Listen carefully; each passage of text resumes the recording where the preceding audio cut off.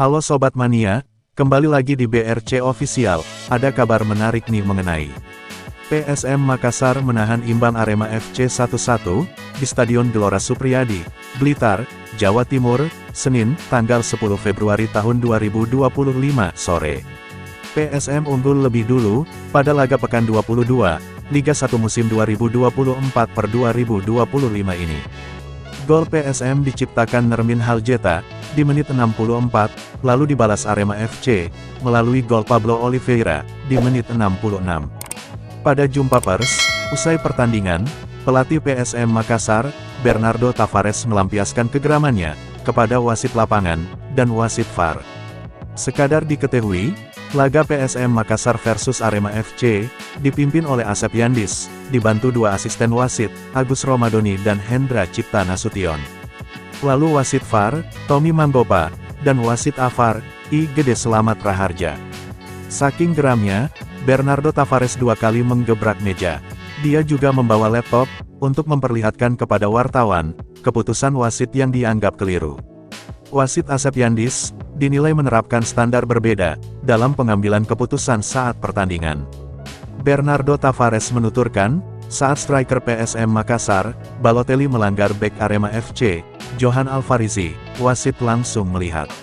Setelah itu, mengeluarkan kartu merah langsung kepada penyerang asal Guinea-Bissau ini. Namun, kondisi berbeda ketika penyerang sayap PSM Makassar, Ricky Pratama dilanggar gelandang Arema FC, Arhan Fikri di kotak penalti, pada menit 90+7. Wasit tak mengecek VAR, kalian bisa cek di laptop situ, sangat jelas bahwa wasit kenapa tidak melihat hal tersebut.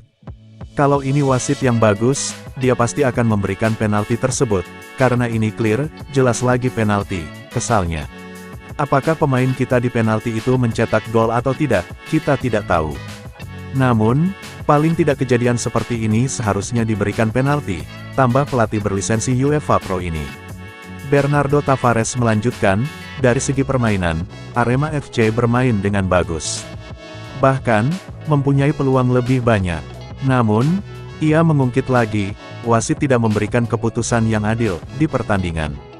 Hal seperti ini menurutnya, dialami PSM Makassar di beberapa pertandingan terakhir, seperti ketika melawan Persib Bandung dan Dewa United.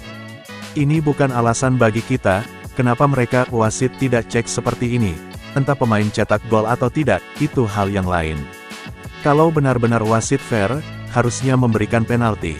Terlihat pemain Arema menendang pemain kita, tuturnya.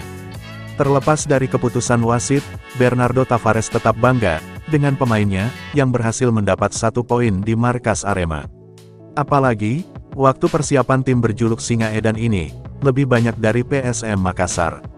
Arema FC terakhir kali bermain melawan Bali United pada Senin tanggal 3 Februari tahun 2025. Sedangkan pasukan Ramang terakhir kali main melawan Dong Atan Hoa di ASEAN Club Championship ACC 2024/2025 pada Rabu tanggal 5 Februari tahun 2025. Saya ucapkan terima kasih kepada pemain.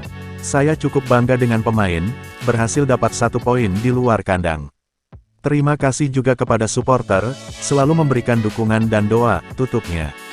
Nah itu dia sobat untuk update kabar hari ini. Bagaimana pendapat kalian sobat? Tulis pendapat kalian ya sobat, dan jangan lupa like, komen dan subscribe.